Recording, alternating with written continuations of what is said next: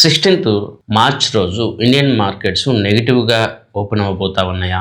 Nifty 3% to 5% వరకు cross అవుతా ఉందా, లేదా మార్చ్ థర్డ్ వీక్లో మీకు మార్కెట్ కరెక్షన్ అవుతుందా అంటే దానికి నేను ఎస్ అని చెప్తాను. 16th మార్చ్ రోజు ఇండియన్ మార్కెట్స్ మినిమం 3% మైనస్లో అయితే ఓపెన్ అవుతాయి. ఆ డే మొత్తం -5% వరకు కూడా పడే ఛాన్స్ అయితే ఉంది. ఏదైనా కారణము లేదా ఏదైనా న్యూస్ వల్ల ఇది జరగకపోతే 16th మార్చ్ నుంచి మిగతా ట్రేడింగ్ రోజుల్లో మీకు ఇండియన్ నిఫ్టీ మార్కెట్ 5% వరకు అయితే ఖచ్చితంగా పడుతూ ఉంది.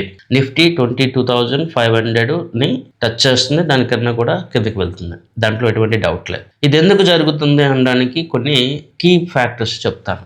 లాస్ట్ వీక్ ఎఫ్ఐఎస్ అత్యధికంగా అమ్మడం మొదలుపెట్టారు. ఇది అంతకుముందు అమ్మిన వాల్యూ కన్నా ఇది ఎక్కువ. లాస్ట్ వీక్ మీకు రెండు క్రూషియల్ డాటాస్ వచ్చాయి. ఒకటి యుఎస్ఏ జీడిపి తగ్గింది, దానివల్ల యుఎస్ఏ మార్కెట్ స్లో డౌన్ అయింది. అదేవిధంగా ఇండియాలో ఇన్ఫ్లేషన్ డాటా కూడా వచ్చింది. ఇండియాలో ఇన్ఫ్లేషన్ ఫెబ్ మంత్లో పెరిగింది. ఇక మార్చ్ ఇన్ఫ్లేషన్ అనేది ఫ్యూచర్లో పెరుగుతుంది. సో ఇన్ఫ్లేషన్ పెరగడం ఎప్పుడైనా కూడా ఒక నెగిటివ్ ఇండికేటర్. మరోవైపు ఫ్రైడే ఈవినింగ్ ఆ నైట్ ఇంటర్నేషనల్ మార్కెట్ని చూస్తే మనకి క్రూడ్ ఆయిల్ ధరలు 5% పెరిగాయి. ఇది మండే దీని ఇంపాక్ట్ ఉంటుంది. మరోవైపు ఫ్రైడే నైట్ సాటర్డే మార్నింగ్ కొన్ని కీ నెగిటివ్ పాయింట్స్ మనకి మార్కెట్లో వచ్చాయి. అవి ఇరాన్ మీద యుద్ధం చేస్తున్న అమెరికా ఇరాన్కి ఎంతో కీ పాయింట్ అయిన దాని యొక్క ఆయిల్ రిజర్వ్ ని టార్గెట్ చేసింది. ఇది క్రూడ్ ఆయిల్ ధరతో పాటు యుద్ధం యొక్క స్వరూపాన్ని మరింత వేగం చేస్తుంది. మరొక physical important fact, next week రాబోతున్న యుఎస్ఏ ఫెడ్ ఇంట్రెస్ట్ రేట్లు లేదా యుఎస్ఏ ఫెడ్ డెసిషన్స్ చాలా వరకు యుఎస్ఏ మార్కెట్ ని ఇండియన్ మార్కెట్ ని ఇంపాక్ట్ చేస్తాయి. వీటన్నిటికన్నా ముఖ్యమైనది నిఫ్టీ తన సపోర్ట్ లెవెల్ అయిన 23,500 మార్క్ ని 23,300 లెవెల్ ని క్రాస్ చేసింది. ఈ లెవెల్ క్రాస్ అయితే తదుపరి లక్ష్యము 22,500 లేదా